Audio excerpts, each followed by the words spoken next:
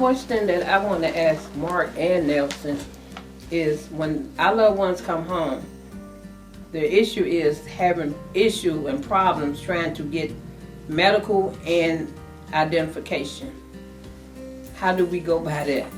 For some brothers and sisters who were released, maybe they had their Social Security card.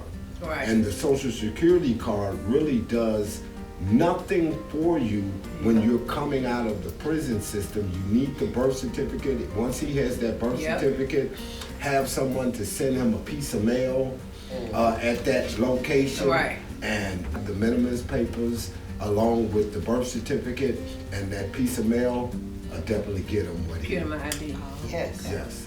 And you got to get a certificate of innocence, and then they don't want to give it to you.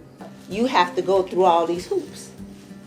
I got my certificate of innocence, and they would still deny me jobs because it was still not my background. Because you have background Exactly. still. I addressed the issue to my lawyer. I was like, man, I got my certificate. It's going to be a year, and this is still on my background. I can't get a job. I can get a job, but it's going to be a job where I'm going to have to go to not wanting to go to work. Right. Because, Yeah. But, fortunately, they just cleaned my record up. Thank you. I went down to the Daily Center, and they had an office set up there for the Cabrini Green Legal Aid Clinic. Yes. That's why. Oh, okay. So they still have it. That's why I went. I went to the Green. All I donated was like $20-something. That's all. You just donate a little something, but they got good programs there. They help you. When I say I got a clemency from the government that I ain't got to worry about no more, they help you with a lot. Don't think they don't. They got a lot of legal aid lawyers for free. Like I said, I used to volunteer for CCH, and we created a House bill, and it passed. It first started to remove the question from your application, if you have a background, have you ever been incarcerated? So they removed that. They passed another bill where it was discriminatory to deny you employment because of your background. So now when I would get denied, I would be like, man, well, can I get a response as to why?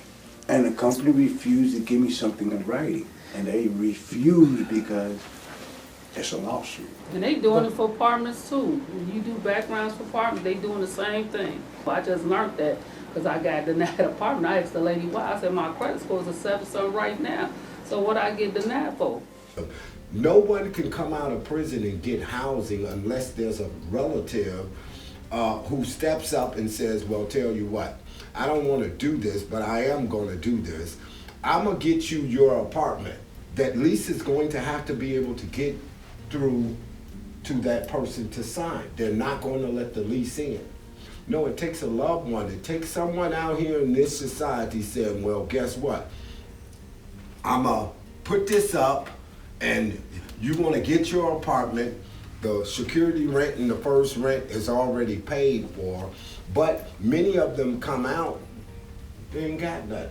Yes. So not having anything, you create a lifelong dependency cycle. Besides the coalition, what do they actually do here? Reentry and helping individuals who come out of the prison system to find housing. Some of them transitional centers. They do help them and put a little money into their pockets, help them to find jobs, help them to get all of their identifications that they may stand in need of. We also have a clinical department. So, we provide clinical services through forms of art here. We provide clinical services through politicized healing. So they do provide counseling along with what you would like to see.